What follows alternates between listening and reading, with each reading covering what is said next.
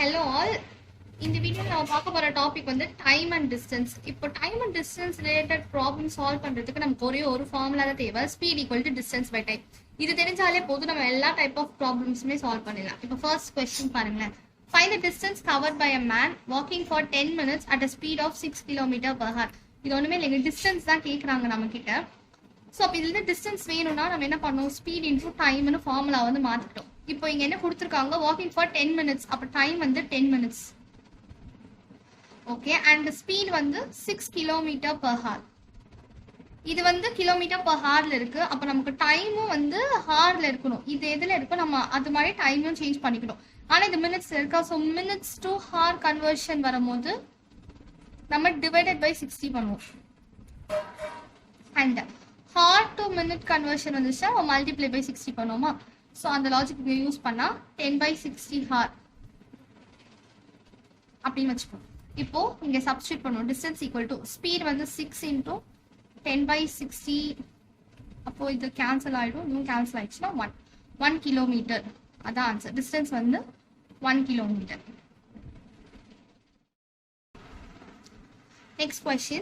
A man is walking at a speed of 12 km/h. After every kilometer, he takes rest for 12 minutes.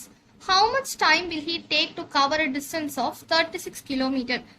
இங்க வந்து first நம்ம question understand பண்ணோம். என்ன கொடுத்திருக்காங்கன்னா, man is walking at a speed of 12 km/h. Speed வந்து 12 km/h அப்படின்னு சொல்லிட்டாங்க.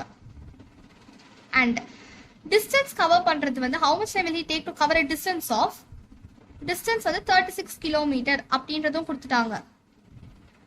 இப்போ generally அவன் வந்து ஒரே ஸ்ட்ரெச்ல வந்து அந்த மேன் இந்த ஸ்பீட்ல இவ்வளவு டிஸ்டன்ஸ் கவர் பண்றாங்க அப்படின்னா டைம் எவ்வளோன்னு கேட்டா நம்ம நார்மலா இந்த distance equal to speed into time நம்ம பார்த்தோம்ல, அந்த ஃபார்முலால போட்டலாம். பட் இங்க இன்னொரு என்ன சொல்லியிருக்காங்கன்னா ஒரு constraint, he takes rest for 12 minutes.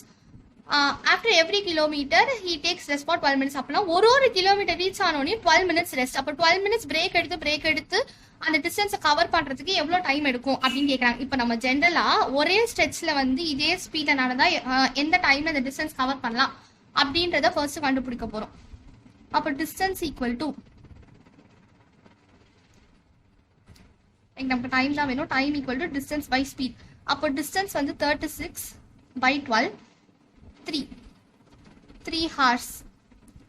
Okay, நமக்கு வந்து 3 hours ஆகும் ஒரே ஸ்ட்ரெச்ல நடக்கிறதா தான். But 12 minutes every kilometre he takes rest for 12 minutes இது கொடுத்துருக்காங்க. இப்போ நம்ம இன்னொரு லாஜிக் இங்க யோசிக்கணும்.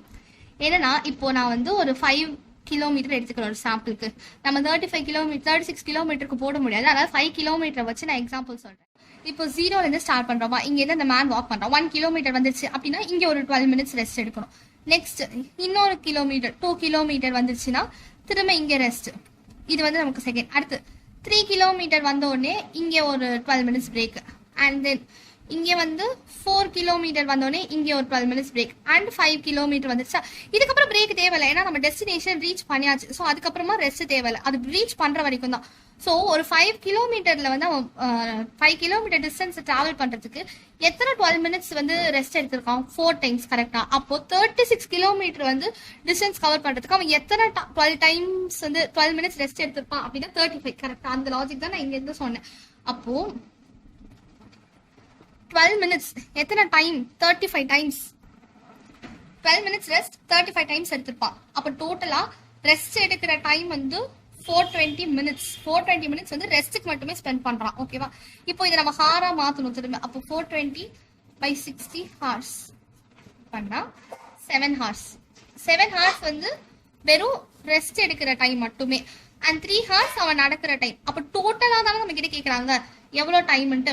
அப்போ டோட்டல் டைம் தான் நமக்கு வேணும். அப்போ rest time plus walking time ரெண்டுமே சேர்த்து நம்ம சொல்லணும். அப்போ 3 + 7 10 hours ஆயிருக்கும். அந்த மேனுக்கு வந்து இந்த டிஸ்டன்ஸை 12 minutes எவ்ரி கிலோமீட்டர் ரீச் ஆனாலும் 12 minutes ரெஸ்ட் எடுத்து டெஸ்டினேஷனை ரீச் பண்றதுக்கு 10 hours.